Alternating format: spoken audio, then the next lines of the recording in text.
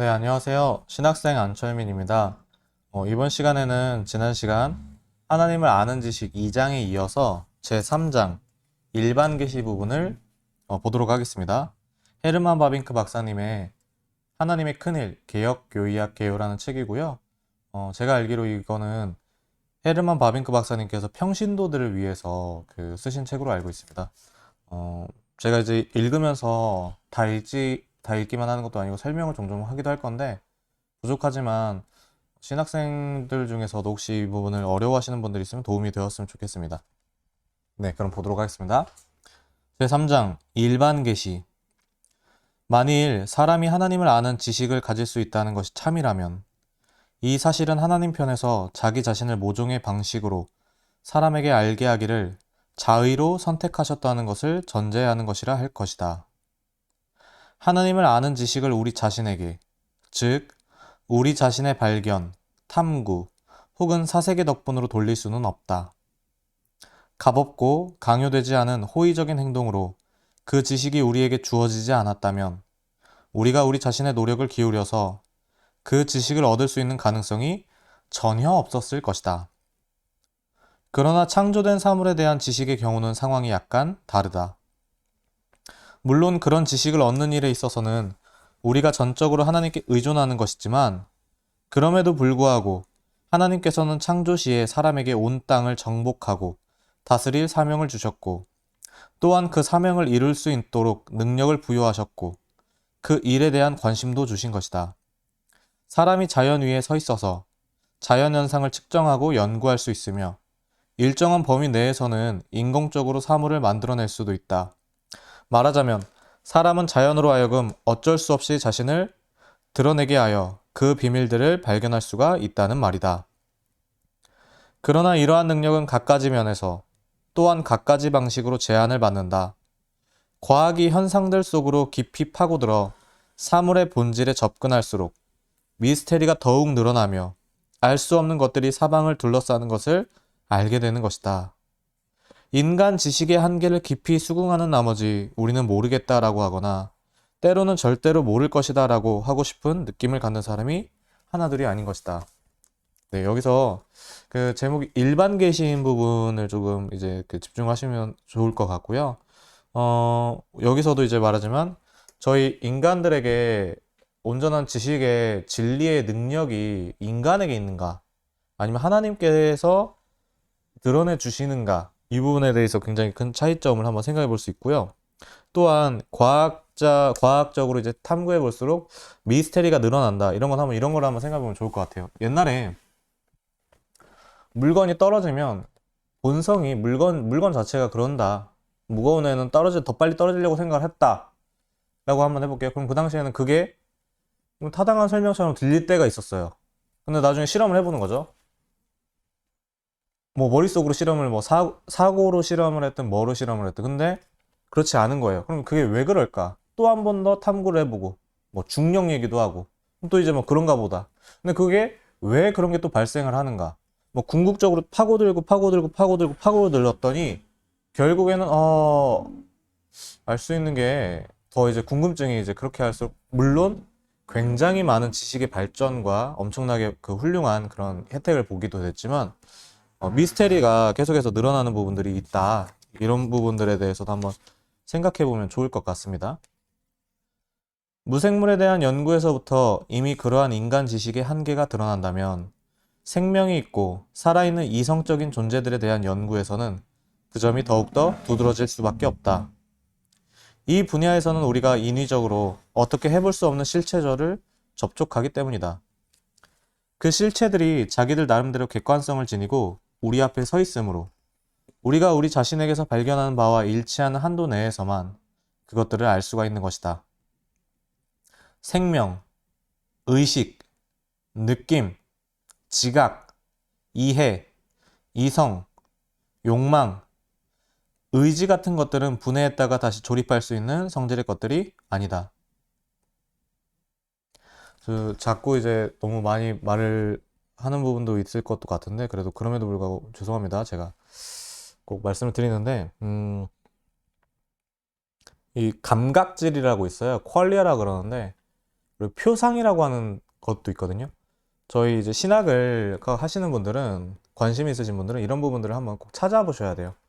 그리고 되게 웃기게 들릴 수 있겠지만 실제로 굉장히 뛰어난 지성인들 가운데 인간에게 만일에 이러한, 그러니까 인간이 인간처럼, 인간의 모습처럼, 그러니까 유인원에 대해서도 한번 생각해보면 좋을 것 같은데, 이건 비유입니다.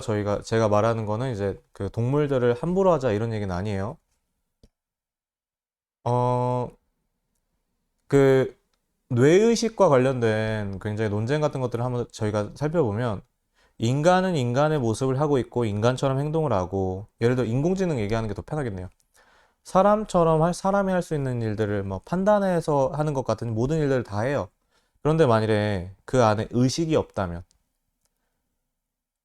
뭐 느낌이 없다면, 근데 정말 느껴지는 것처럼 반응도 하고 모든 걸 다 한다면, 과연 이러한 존재들을 어떻게 생각할 수 있을까? 이런 부분들이 굉장히, 사실 이런 부분을 꼭 보셔야지 어거스틴의 책을 볼 수 있고 저희 그 수많은 신학책을 볼 수가 있습니다.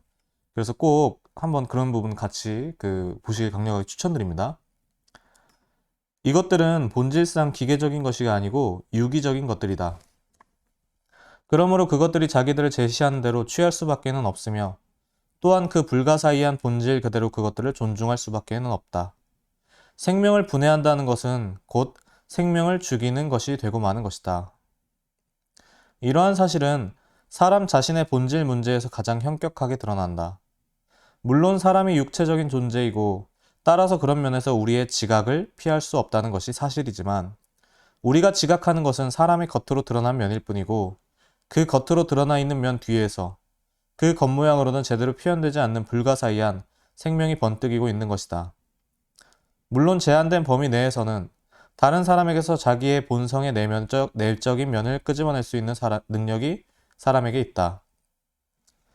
그러나 사람은 자기의 표정을 철저하게 관리하여 자기 속의 상태를 전혀 드러내지 않을 수도 있고, 자기의 생각을 감추도록 말을 할 수 있으며, 또한 자기 속에 있는 바와 상충되는 그런 태도를 행동으로 드러낼 수도 있다.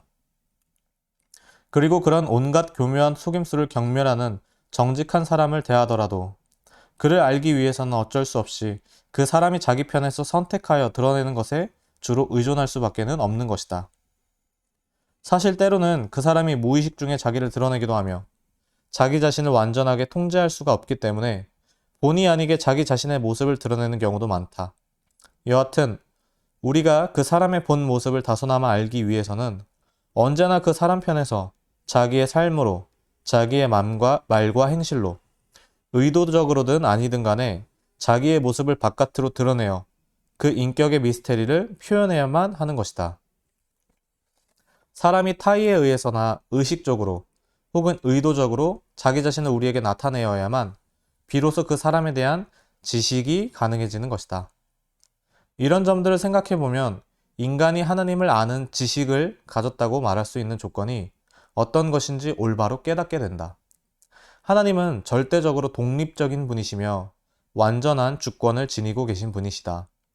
그는 그 어떤 점에서도 우리에게 의지하지 않으시는 분이시며, 오히려 우리가 본성적으로, 이성적으로, 도덕적으로, 절대적으로 그에게 의지하고 있다.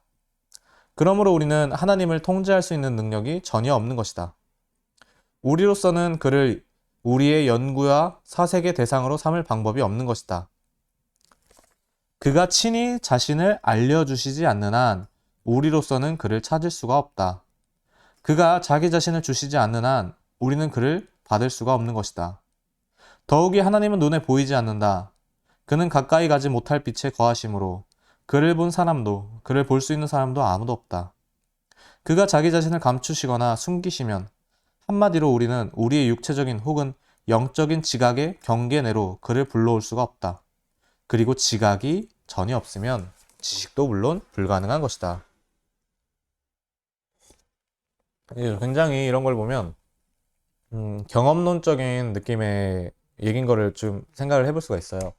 우리에게 감각하고 내가 이게 뭔지를 지각하는 게 없으면 알 수가 없다. 그런데 특히 그게 어디 부분이냐면 하나님께서 친히 자신을 드러내 주시지 않으면, 우리가 쉽게 말할 수 있는 게 절대적인 그런 영역에 대해서 어떤 우리의 그 경험 범위 안에 밖에,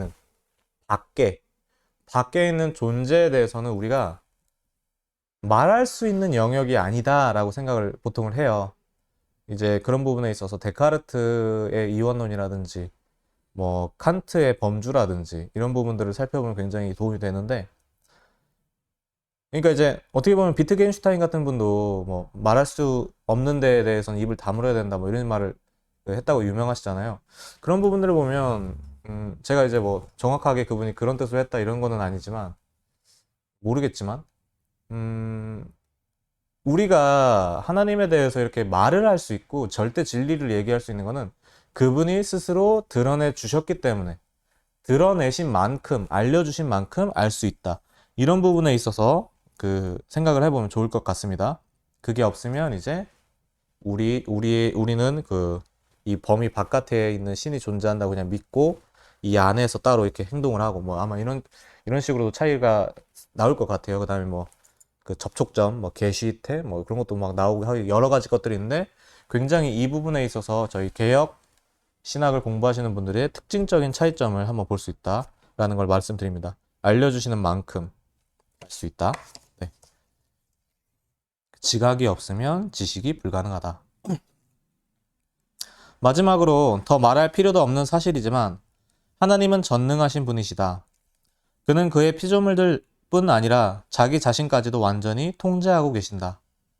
우리 인간들은 고이든 아니든 간에 언제나 다소나마 우리 자신을 드러내 보이지만 하나님은 오직 그가 뜻하시는 한도 내에서만, 또한 그가 뜻하시기 때문에만 자기 자신을 드러내 보이시는 것이다.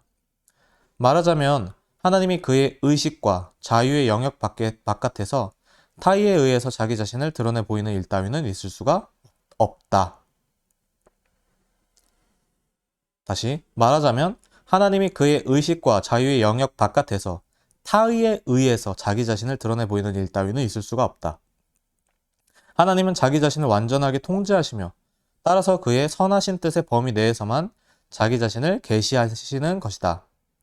그러므로 하나님을 아는 지식은 오직 하나님 편에서 베푸시는 계시를 근거로 해서만 가능하다. 하나님께서 자유로이 자기 자신을 나타내기를 선택하실 때에만, 또한 그런 한에서만 하나님을 아는 지식이 사람에게 가능해지는 것이다.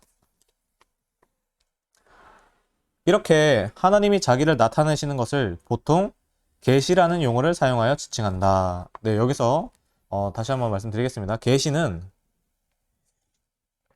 하나님께서 자기를 나타내시는 것을 보통 계시라는 용어를 사용하여 지칭하는데요. 계시가 뭐 특별하게 따로 받는 거를 저희는 그 장로교 쪽에서, 개혁교회 쪽에서는 그렇게 말을 하지 않아요. 어떤 쪽이냐면 분명히 경험되어지고 감각되어지고 지각되어져서 그것을 통해서, 근데 그것이 저희의 능력으로 되는 것이 아니라 하나님께서 우리에게 알려주시는 것, 그것이 계시의 영역이에요. 좀 약간 그런 부분에 있어서 차이를 알면 좀 되게 좋을 것 같습니다. 예를 들면 나타내시다, 말씀하시다, 명령하시다, 일하시다, 알게 하시다 등이 그것이다. 이는 계시가 항상 똑같은 방식으로 일어나는 것이 아니고 다양한 형태로 온다는 것을 시사한다. 사실상 말씀이든 행위든 간에 하나님의 모든 일들이 하나의 위대하며 포괄적이며 항상 계속되는 하나님의 계시의 부분과 요소를 구성하는 것이다. 만물의 창조와 유지와 통치, 이스라엘을 부르시고 인도하심, 그리스도를 부르심, 성령을 부으심, 하나님의 말씀을 성경으로 기록하심, 교회를 유지하시고 전파하심 같은 것들이 모두 하나님의 계시가 우리에게 오는 방식들이요 형식들이며, 그것들 하나하나가 하나님에 대해 무언가를 우리에게 말씀해 주는 것이다. 이런 의미에서 존재하는 모든 것이, 일어나는 모든 일이 하나님을, 그분을 아는 것이 영생이다. 하나님을 아는 지식으로 인도해 줄 수 있고 또한 인도에 마땅한 것이다. 이 계시는 일반 계시든 특별 계시든 간에 다음과 같은 특징들을 지닌다. 첫째로, 언제나 그것은 자유로이 활동하시는 하나님 자신에게서 오는 것이다. 다른 모든 일에서도 그렇듯이 이 일에서도 그는 절대적인 주권자시며 따라서 완전한 자유로 행하신다. 사실 인격적이며 자의식을 지닌 하나님을 고백하기를 거부하면서도 하나님의 계시를 논하는 자들이 몇몇 있기는 하다. 그러나 이것은 계시라는 단어에다 그 일상적인 의미와 모순을 일으키는 의미를 부여하는 것이다. 신을 오로지 비인격적이며 무의식적이며 전능한 어떤 힘으로만 보는 자들의 시각에서는 그 힘이 타의에 의하여 드러나는 일을 논할 수 있을지 모르나 진정한 계시는 논할 수가 없다. 왜냐하면 계시란 하나님의 완전한 의식과 자유를 전제로 하는 개념이기 때문이다. 계시라는 이름에 합당한 계시라면 모두가 하나님이 인격적으로 존재하시며 그가 자기에 대해 의식하고 계시며 또한 그가 자기 자신을 피조물들에게 알려주실 수 있다는 사상에서 파생되어 나온 것이다. 하나님을 아는 우리 인간의 지식은 바로 하나님이 자기 자신에 대해 갖고 계시는 지식의 기초를 두며 거기에 기원을 두는 것이다. 하나님에게 자의식과 자기 지식이 있음을 전제로 하지 않는 한 그 어떠한 하나님에 대한 지식도 사람에게 불가능하다. 이를 부인하게 되면 다음 두 가지의 불합리한 결론 중 어느 하나에 도달할 수밖에 없다. 곧 하나님을 아는 지식이 아예 가능하지 않다고 보든지 아니면 하나님이 오직 사람에게서 자의식을 얻으신다고 보든지 둘 중에 하나인데 후자의 결론은 사람을 하나님의 자리에 올려놓는 것이다. 그러나 성경은 전혀 다른 것을 가르친다. 물론 사람이 가까이 갈 수 없기는 하지만 하나님의 거처는 빛이다. 디모데전서 6장 16절 말씀. 따라서 그는 자기 자신을 완전하게 아시며 따라서 자기 자신을 우리에게 계시하실 수 있는 것이다. 아버지 외에는 아들을 아는 자가 없고 아들과 또 아들의 소원대로 계시를 받는 자 외에는 아버지를 아는 자가 없느니라. 마태복음 11장 27절 말씀. 여기서도 자의식이라는 개념을 반드시 한번 알아봤으면 좋겠습니다. 저희가 인격적이다 이런 말을 많이 쓰는데 자의식 개념을 꼭 알아보셔야 돼요. 자기의식. 이 부분들도 결국에는 이제 사람들이 궁극적으로 만들어내고자 하는 목표 중에 하나가 자기의식을 가진 어떤 존재들을 만드는 것을 꿈꾸고 있거든요. 그런 부분들에 대해서도 한번 살펴보면 좋을 것 같습니다. 둘째로 하나님께로부터 나오는 계시는 모두가 하나님의 자기 계시이다. 하나님이 그 계시의 기원이시오. 또한 그가 그 계시의 내용이시기도 하다는 말이다. 그리스도 안에서 우리에게 주어진 최고의 계시도 마찬가지다. 예수께서 친히 자신이 아버지의 이름을 사람들에게 나타내셨다고 말씀하시니 말이다. 요한복음 17장 6절 말씀. 아버지 품속에 있는 독생자께서 하나님을 우리에게 나타내신 것이다. 요한복음 1장 18절 말씀. 또한 하나님께서 친히 자기 자신에 대해서 주신 다른 모든 계시도 마찬가지다. 자연과 은혜에서, 창조와 중생에서, 세상과 역사에서 나타난 하나님의 모든 역사하심들은 하나님의 불가해하며 경배할 만한 존재의 일면을 우리에게 가르쳐주는 것이다. 물론 모두가 똑같은 방식으로 혹은 똑같은 정도로 가르쳐주는 것은 아니다. 그것들 사이에는 무한한 다양성이 있다. 어떤 역사는 그의 의로우심을 말씀하며 또 어떤 역사는 그의 긍휼하심을 가르쳐준다. 어떤 역사에서는 하나님의 전능하신 권능이 훤히 비쳐나오며 또 어떤 역사에서는 그의 신적인 지혜가 비치기도 하는 것이다. 그러나 하나님의 역사하심 전체가 다 각기 나름대로 어느 정도만큼 하나님을 우리에게 선포하며 그의 덕과 속성들, 그의 존재와 스스로 구별되심, 그의 생각과 말씀, 그리고 그의 뜻과 그의 선하신 의도를 접하게 해주는 것이다. 이와 관련해서 우리는 하나님의 계시가 그 내용이 아무리 풍성하다 할지라도 절대로 하나님의 자기 지식과 동일한 것으로 생각해서는 안 된다는 것을 잊지 말아야 할 것이다. 하나님의 자기 지식 혹은 자의식은 그의 존재만큼이나 무한하며 따라서 그 본질상 피조물의 편에서 파악될 수 있는 것이 아니다. 피조 세계에 나타난 하나님의 계시는 그의 손으로 지으신 만물에서 객관적으로 나타나는 것이든 혹은 주관적으로 이성적인 피조물들의 의식 속에서 나타나는 것이든 간에 언제나 하나님이 자기 자신에 대해 갖고 계신 그 무한한 지식의 아주 작은 부분에 해당하는 것일 뿐이다. 그러나 하나님이 그의 계시를 통해서 함께 나누시며 따라서 이성적인 피조물들이 그 계시로부터 얻을 수 있는 그런 지식은 물론 제한되고 유한하며 또한 영원토록 그런 상태로 있을 것이긴 하지만 그럼에도 불구하고 진정한 지식이요 건전한 지식이다. 이게 가장 큰 차이 중에 하나입니다. 굉장히 저희가 작은 지식이지만 하나님을 불가해야 하신 분이시지만 우리가 이해할 수 없지만 이런 부분에 있어서 그럼에도 불구하고 진정한 지식이요 건전한 지식이다. 하나님은 그의 모습 그대로를 그의 역사하심 속에서 계시하시며 그의 계시로부터 우리는 그를 알기를 배워간다. 그러므로 피조물을 넘어서서 높이 올라가 하나님 자신에게 도달하기 전에는 사람에게 안식이 있을 수 없는 것이다.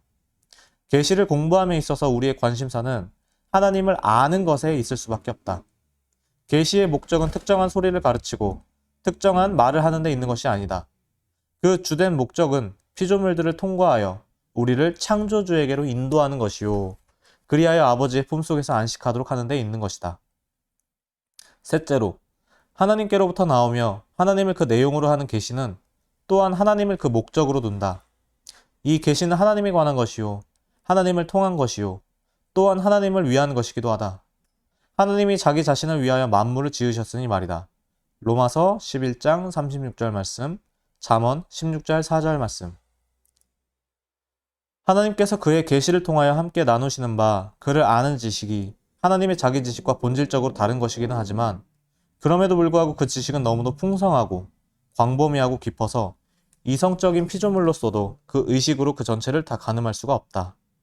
천사들이 이해의 면에서 사람을 훨씬 능가하며 또한 그들이 하늘에 계신 아버지의 얼굴을 항상 바라보지만 마태복음 18장 10절 말씀. 그럼에도 불구하고 그들은 복음을 전한 자들에게서 우리에게 알려지는 것들을 살펴보기를 사모한다. 베드로전서 1장 12절 말씀. 그리고 하나님의 계시를 더욱더 깊이 생각할수록 사람들은 바울과 더불어 다음과 같이 외치지 않을 수 없게 된다. 깊도다 하나님의 지혜와 지식의 풍성하며 그의 판단은 헤아리지 못하며 그의 길은 찾지 못할 것이로다. 로마서 11장 33절 말씀. 그러므로 계시는 그 마지막 목적이 사람에게 있을 수가 없고 부분적으로 사람을 지나치고 그를 넘어서서 날아오르는 것이다.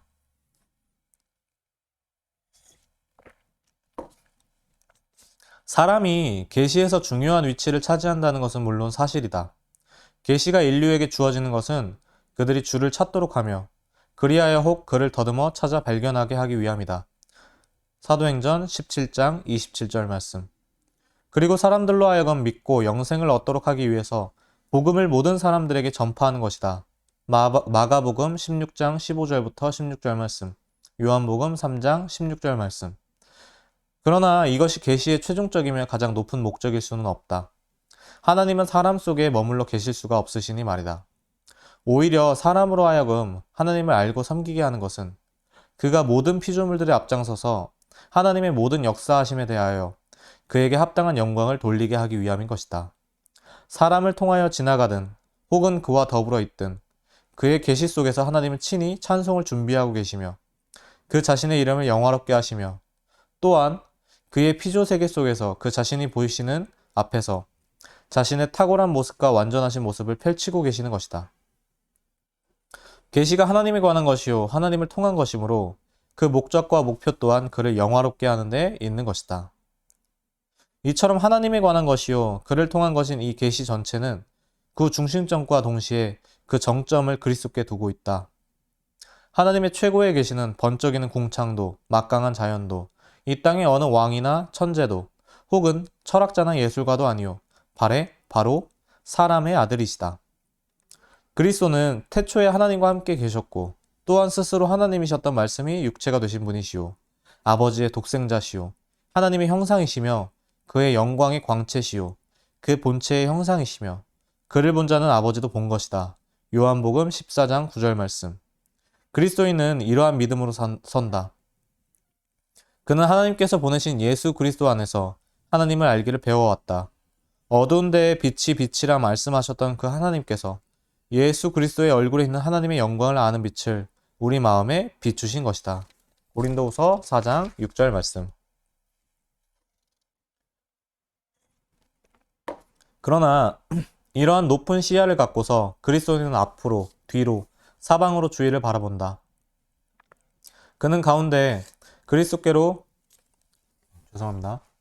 그러는 가운데 그리스도께로 말미암는 하나님을 아는 지식에 비추어서 자연과 역사를 바라보면 그리스도께로 말미암는 하나님을 아는 지식에 비추어서입니다. 그리스도께로 말미암는 하나님을 아는 지식에 비추어서 자연과 역사를 바라보면 그는 그리스도 안에서 그의 아버지로서 알고 예배하기를 배운 바로 그 동일한 하나님의 흔적을 어디서나 발견하게 된다. 의로운 해가 떠올라서 그에게 땅끝까지 펼쳐지는 놀라운 경관을 활짝 열어주며 그 빛으로 말미암아 과거의 밤에까지 거슬러 보며 그 빛을 통하여 그는 만물의 미래까지 꿰뚫어 보게 되는 것이다. 그의 앞이나 뒤가 깨끗하게 보인다. 물론 이따금씩 구름 때문에 하늘이 흐려지기도 하지만 말이다. 하나님의 말씀의 빛으로 모든 것을 보는 그리스도인은 절대로 그의 안목이 편협하지 않다. 그는 마음과 정신이 넓다. 그는 자신이 그리스도의 것이요 또한 그리스도는 하나님의 것이므로 온 땅 전체를 바라보며 그 모든 것을 자기 것으로 삼는다. 고린도전서 3장 21절부터 23절 말씀. 그는 그리스도 안에 나타난 하나님의 계시, 그 덕분에 그가 생명과 구원을 얻는 그 계시가 특별한 성격을 지니고 있다는 그의 믿음을 소홀히 할 수가 없다. 이런 믿음 때문에 그가 세상에서 배제되는 것이 아니고 오히려 자연과 역사 속에서 하나님의 계시를 추적하고 진선미를 분별하고 그것들을 사람들이 거짓되고 죄악되는 혼합물들과 분리시키는 수단들을 사용하는 그런 위치에 있게 되는 것이다. 그리하여 그리스도인은 하나님의 계시를 일반 계시와 특별 계시로 구분하게 된다. 일반 계시와 특별 계시로 구분하게 된다. 일반 계시에서는 하나님이 일상적인 현상과 일상적인 사건의 경로를 사용하신다. 그리고 특별 계시에서는 비범한 수단들, 사건들, 예언, 이적 등을 사용하셔서 사람들에게 자기 자신을 알게 하시는 경우가 많다. 일반 계시의 내용은 특히 권능, 지혜, 그리고 선하심의 속성들이요. 특별 계시의 내용은 특히 하나님의 거룩하심과 의로우심, 자비하심과 은혜다.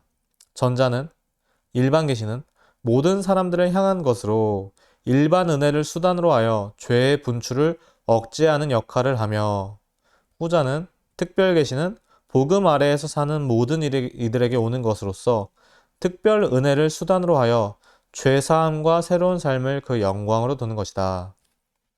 좀 더 쉽게 얘기하면 특별 계시는 성경 말씀으로 보면 좋을 것 같고요. 일반 계시는 그냥 일반 은혜 이렇게 나오는데 그냥 모든 사람들에게 다 지식을 얻잖아요. 그들도 모두 다 지식을 얻고 살아가고 그들에게도 모두게 주어지는 것들 이렇게 좀 구분하면 좋을 것 같습니다. 그러나 이 둘은 본질적으로 구분되지만 또한 서로 매우 긴밀하게 연결되어 있다. 연결되어 있는 게 굉장히 중요한 거예요. 사실 저희가 종교개혁 당시에 이런 책들을 보면 그러니까 J.A. 코메니우스의 대교수학이라든지 뭐 종교개혁 당시에 사람들이 어떻게 살았는지 그런 모습들을 약간 생각해 볼 수 있는 것, 사상들을 생각해 볼 수 있는 것들 좀 보면 J.A. 코메니우스라는 사람은 이제 체코의 교육 영웅이라는 한 사람인데 그 사람 종교개혁 당시쯤에 1600년도 초일 거예요. 교육에 대해서 책을 썼는데 대교수학이에요, 그게. 근데 그게 이제 우리 지금 살펴보면 검색해 보시면 쉽게 나오는데 근데 교육의 대부분의 시스템이 가르치는 애들의 한 교실이나 클래스에서 가르치는 애들의 숫자가 많아야 된다는 거 빼고는 거의 대부분이 거기서 비흡사하다는 느낌을 저는 개인적으로 받았거든요. 그리고 제가 이제 자주 말할 건데 막스 베버의 프로테스탄트 윤리와 자본주의 정신이라든지 이런 거 보면 이게 저희가 무슨 세속화가 됐다, 자유주의가 됐다 뭐 이런 식으로 이제 세상에서도 세상적인 지식도 이제 벌써부터 이제 이분법적인 사고가 들어갈까 좀 그런데 그런 부분들에 대해서 귀하게 생각하고 열심히 하고 정말 열심히 최선을 다하고 이러는 것들이 세속화가 됐다 이런 부분이 좀 오히려 약간 오해일 수 있을 것 같아요. 어떤 거냐면 종교개혁 당시에 분명히 성과 속 그러니까 정말 모두가 하나님께로부터 말미암은 은혜 뭐 이런 것처럼 각자의 자리에서 최선을 다해서 뭐 이렇게 둘을 구분하지 않고 정말 그렇게 최선을 다하는 그런 모습들 소중히 생각하고 그러니까 심지어 막스 베버 책을 보면 이단들조차도 하나님께서 드러내 주시는 그런 지식들을 알고자 물리학 같은 거에도 엄청 관심을 갖고 뭐 이렇게 했다는 게 나오는데, 그런데 이제 중요한 거는 우리가 이제 그런 부분들을 하나씩 점점 잘라가다 보면, 그러니까 이제 여기서도 작용을 한 게 저희가 이제 그 범주인데, 종교의 영역 이런 식으로 잘라가다 보면 어떤 식으로 제 생각입니다. 그러다 보니까 보통 그러면 수도원주의 쪽으로 가는 경향이 있는 것 같아요. 수도원주의 운동. 이것도 한번 검색해 보시면 좋은데, 그 굉장히 훌륭하고 귀감이 되는 좋은 책이지만, 토마스 아켄피스 같은 그런 분의 그리스도를 본받아, 이런 책이 사실 그런 그 사상이 조금 강하다라고 표현도 할 수가 있거든요. 제가 그러니까 어떤 거냐면, 우리가 그런 식으로 그런 쪽으로 다시 바라보다 보면 결국에는 그런 쪽으로 어디 한쪽으로 가게 되고, 그러는 와중 가운데 다시 이제 그 원래 종교개혁 당시에 추구했던 모습들을 말을 하면 약간 세속화 이런 쪽으로 좀 비판을 오히려 좀 하시는, 그러니까 그런 시각들이 있지 않나. 저는 이제 제 시각은 역사적인 그런 내용들 짧게지만, 책들 몇 권도 안 되지만 그런 것들 살펴봤을 때 좀 이상하다. 그런 부분에 있어서 조금, 네, 그런 부분에 있어서 한번 생각해 보면 좋을 것 같습니다. 네. 아, 그 일반 계시와 특별 계시는 본질적으로 구분되지만 서로 매우 긴밀하게 연결되어 있다. 둘 다 하나님과 그의 주권적인 선하심과 호의에 기원을 둔다. 일반 계시가 있는 것은 태초에 하나님과 함께 계셔서 만물을 지으셨고, 또한 어두움 속에서 빛으로 나타났고, 또한 세상에 오는 각 사람에게 빛을 비춘 그 말씀 덕분이다. 요한복음 1장 1절에서 9절 말씀. 그리고 특별 계시도 그 동일한 말씀이 그리스도 안에서 육체를 입고 이제 은혜와 진리가 충만하게 된 덕분이다. 요한복음 1장 14절 말씀. 두 계시 모두 은혜가 그 내용이다. 물론 일반 계시는 일반 은혜가, 특별 계시는 특별 은혜가 그 내용이지만 둘 다 서로 불가분리의 관계로 엮여져 있는 것이다. 특별 은혜를 가능하게 하고 그것을 위해 길을 예비하며 후에는 그것을 뒷받침하는 것이 바로 일반 은혜다. 그리고 특별 은혜는 일반 은혜를 그 자신의 수준으로 인도하고 또한 실질적으로 섬기게 한다. 마지막으로 두 계시는 모두 인류의 보존을 그 목적으로 지닌다. 전자는, 그러니까 일반 은혜죠. 일반 은혜는 인류를 유지시킴으로써, 후자는, 특별 계시는 인류를 구속함으로써 그들을 보존시키며, 이렇게 해서 둘 다 하나님의 모든 탁월하심을 영화롭게 하는 목적을 섬기는 것이다. 이 두 계시에 특별 계시만이 아니라 일반 계시까지도 내용이 모두 성경에 들어있다. 일반 계시는 물론 자연에서 오는 것이지만 그럼에도 불구하고 성경 속에 나타나 있다. 왜냐하면 우리 인간의 지성이 어두워졌기 때문에 성경이 없이는 우리가 자연에서 그 계시를 읽어낼 능력이 절대로 없었을 것이기 때문이다. 성경이 세상을 지나가는 우리의 길에 빛을 비추어주며 또한 우리의 손에다 자연과 역사를 참되게 읽는 법을 새겨주는 것이다. 성경이 없었다면 하나님을 보지 못했겠지만 성경이 있기에 그곳에서 하나님을 보게 된다. 성경의 비추임을 받아서 하나님의 탁월하신 모습들이 그의 손으로 지으신 만물 속에 널리 퍼져 있는 것을 보게 되는 것이다. 성경이 가르치는 창조 그 자체도 자연 속에 주어진 하나님의 계시를 드러내 보여준다. 창조 그 자체가 하나의 계시 행위요. 그 후에 모든 계시의 시초요. 또한 최초의 원리이기 때문이다. 만일 세계가 영원 전부터 홀로 영원 전부터 하나님과 더불어 서 있었다면 그것은 하나님의 계시일 수가 없었을 것이다. 세상이 그랬다면 오히려 영원 전부터 하나님의 자기 계시를 가로막는 장애 요인이 되었을 것이다. 그러나 성경과 함께 세상이 창조된 사실을 믿는 자들은 누구나 하나님께서 세상 전체에서 자기 자신을 계시하신다는 것을 고백하게 된다. 삼라만상이 각기 그 지으신 분을 증거하며 또한 각기 특별한 의미에서 그분의 지으신 것이라 불릴 수 있는 정도에 비례하여 더욱더 그 사실을 증거하는 것이다. 네, 제가 상태가 좀 별로 안 좋은 것 같아서 지금은 이 정도로 마치도록 하겠습니다. 근데 이렇게 퀄리티가 좋지 못한 점 이제 양해를 구하고요. 그럼에도 불구하고 이런 제가 말씀드렸던 부분들 한번 꼭 찾아보시면 되게 좋을 것 같고, 그리고 이제 이게 아까도 말씀드렸지만 이게 우리가 원래 기독교인들이 결코 세상 지금은 이제 과학이라든지 뭐 학문적인 영역들에 대해서 그렇게 분리하는 걸 저는 이제 경험을 많이 하는 것 같은데 그렇지 않았다. 그 모든 것들이 다 하나님께서 우리에게 주신 은혜처럼 은혜로 말미암아 가능한 것들이고 그런 부분들이 결코 이제 함부로 하지 않았고 분리하지 않았고 그러니까 물론 이제 그 성경의 말씀에 비추어서라는 표현이 이게 중요한 것 같은데 그런 부분도 있었고 여기서도 한 가지 더 조심할 거는 이제 말씀이 비춘다가 그러니까 여기를 뭐 그 조명 그러니까 어디 스포트라이트를 딱 비치면 우리가 보는 게 아니라 그러니까 그거 자체가 우리에게 이미 알려진 거예요. 그러니까 스포트라이트를 비추면 내가 보는 게 아니라 보여 그 비침 자체가 내게 알려진 거예요. 그렇게 해서 이제 보는 거거든요. 네, 그런 부분들에 대해서도 한번 그 차이점을 그 생각해 보시면 좋을 것 같습니다. 네, 그럼 이걸로 해서 제 3장 일반 계시 읽기 첫 번째 부분 마치고 지금 36쪽까지 읽었는데 다음 부분에서는 이 원광현씨가 옮기신 헤르만 바빙크의 하나님의 큰일 그 다음 부분 보도록 하겠습니다.